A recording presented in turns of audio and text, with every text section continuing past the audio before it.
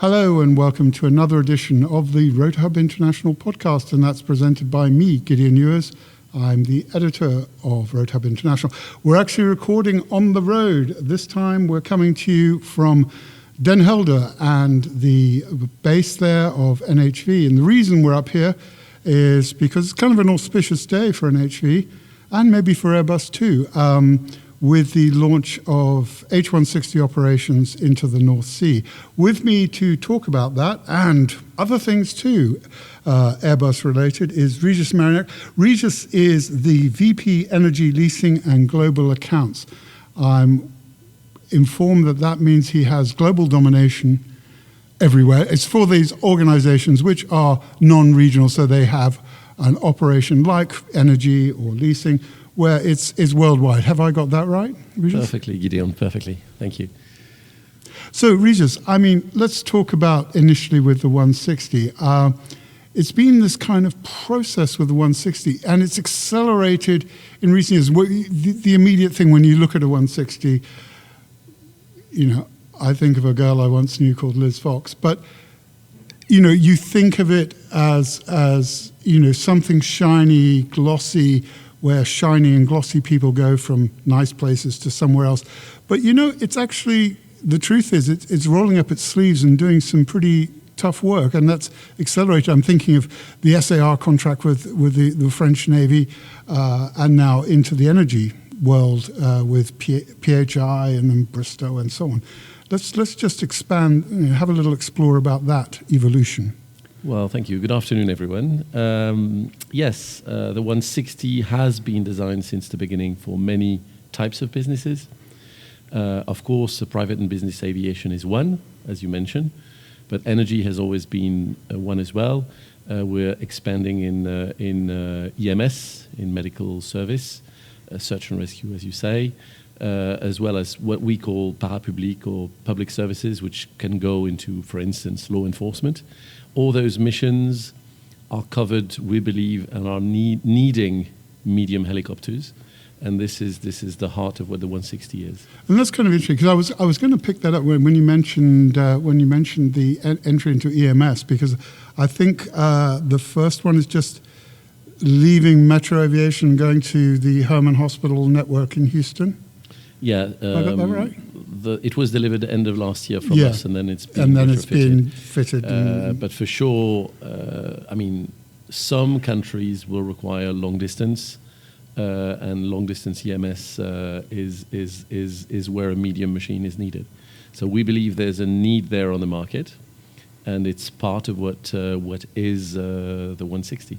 Sure, and so I guess when you think of markets like Australia, where to date, I guess you've seen something in that long-range EMS operation. You've seen things like the 139.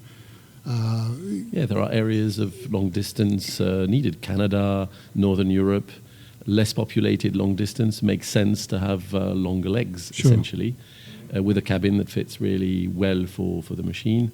We have presented the interior at Verticon this year, and he has created really a lot of attraction. So I think it's going to develop more in all those countries.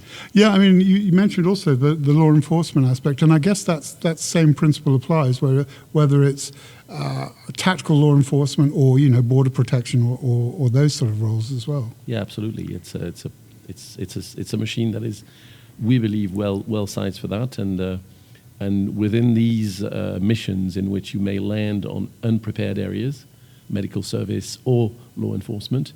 The fact that we have a fenestron in the back is very useful as well, because you don't have access to any tail rotor part or tail rotor movement easily. It's part of the structure of the machine, which is, we believe, safer for unprepared aerial landings. Yeah, and the risk of fog damage and so on is reduced, and all those good things. Yeah, I was also just pulling it back into the energy space. So when we think about it, you had, I guess, PHI were the first in the Gulf of whatever is politically correct to call it, Mexico to me, with that service entry, and that's gone pretty well. I remember being there at Huma with PHI just after they'd taken delivery of their first 160, and they were describing their service entry program, which was quite a long-winded process, I think, but it's complete and delivering for them now. Yes. Yeah. We have I would say done a route proving exercise in which we've experienced the aircraft together for a few months before we started full commercial operations, which is started now since a few years, and we have expanded into Brazil, and we are expanding in Nigeria as much as today in Europe for the for the southern part of the North Sea. Yeah, and I guess when I think about it, maybe living on an island bordered by the North Sea, I think about it too much. But when I think about it in terms of the rugged nature of the operation, the North Sea is like a Serie A or a Premier League for offshore operations. It's relatively speaking, the Gulf of Mexico, yes, it can have its teeth, but is a fairly benign environment, and offshore Brazil again. But the North Sea, it's the tough place, isn't it? And it's if the aircraft delivers here, it can do it anywhere, right? Yeah, there's a challenge in many aspects of it. I mean, we can see a challenge everywhere. Yeah. By distance, by difficulty to bring parts or to manage distance. On the other side, to manage, as you say, the weather. So I think all weather capabilities of these new technologies will allow us, we believe, to deliver everywhere in the same way. And that's an interesting point you just made there. Also, where you think of it as, maybe I was thinking unidimensionally there with just thinking about the weather, but that logistics question you just raised of, here we sit in the Northwest Europe, close to a very large logistics hub. That's a very different place to operate compared with West Africa in terms of access and spares. So that's an element that has to be factored into. Yeah, and that's what we are. I mean, we're experienced in this business since many years, and to be honest, we have set up procedures and protocols with the operators to make sure that they have local stock as much as the routing to get it fast when need be. So. All that goes along with the productivity of the aircraft that is required in this industry. All that goes along as well with the experience we have in supporting the fleet everywhere in the world. We have 12,500 helicopters to support in the world, all types. The 160 is the new baby in the fleet, but it's still, I would say, getting benefit from the structures of support that we have worldwide. Yeah, and that infrastructure is already there. It's not starting from ground zero. There's one thing, I wasn't going to touch on it, but I know if I don't, people say, why didn't you mention this? And I go on TV all the time talking about accidents and say, that we have to wait for the final report into the accident investigation before we make any calls. But it would be remiss of me not to mention the Omni case, but there's some positive take. I mean, the investigation's ongoing. Let's not go deep down into that well, because that's pointless speculation. But there have been some positive takeaways already from that incident, haven't there? I mean, the crew performance, the aircraft performance, actually, both during the event and immediately after the ditching. There's already been some positive takeaways from that event for you guys, yes? Well, yeah, for sure. We commend for sure the crew and what they did during the event. We're happy that everyone is safe and not even injured. All that was positive. And then, as you say, the investigation is ongoing. The final report is not published. We value all the transparency that was between the parties. We do our best to support any pillar of the investigation. So yeah, we're happy that the safety features have allowed everyone to survive, and at the end of the day, we will learn, I'm sure, collectively, a lot from those incidents.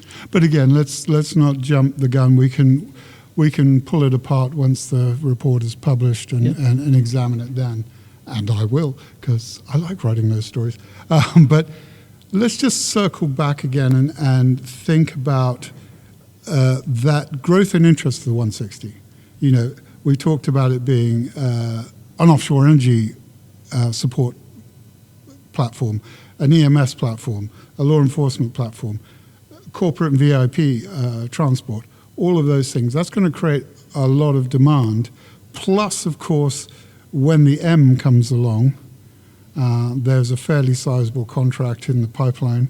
How are you going to meet that demand? I know that there's been some changes to the structure of the way production is being carried out and splitting away the lines, but meeting that demand, which looks like it's going to be considerable. Yeah, well, we hope so. Yeah. We have industrialized the way to manufacture the aircraft for sure in a different way than in the past, with specialized sites that assemble basically or pre-assemble the tail boom on one side, the airframe on another one, and the dynamic components on another one, all that fitted into what we call the final assembly line, which is essentially more assembling pre-assembled pieces rather than really drilling and riveting.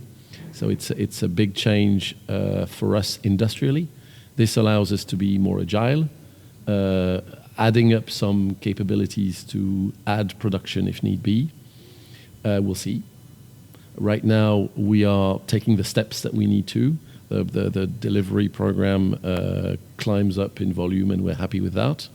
Let's walk before running, and we're happy with all those deliveries. We're very happy as well to see the development. If we come back to the energy sector, as I said, in the US, in Brazil, in West Africa, in Europe, all that are signs that the entire map sees benefit, and we are going to be able to see the aircraft flying everywhere in all environments with many different customers. So all that is positive for us. It's all a positive. We are running up against the buffers of time, as always is. So I guess, regretfully, I'm going to have to wind it up there. We could talk a lot more. I know we have talked quite a bit in Marjan when I was about to come up on the delivery of the first 160 up to here. But for now, Régis, thank you very much for your time. And what is a busy day for you? I know you have another pressing engagement in 4 minutes' time. So for now, Régis, thank you very much for spending the time. Thank you, Gideon. Thank you, as always. And that has been another edition of the RotorHub International Podcast. Join us again next time when we'll be talking everything vertical aviation.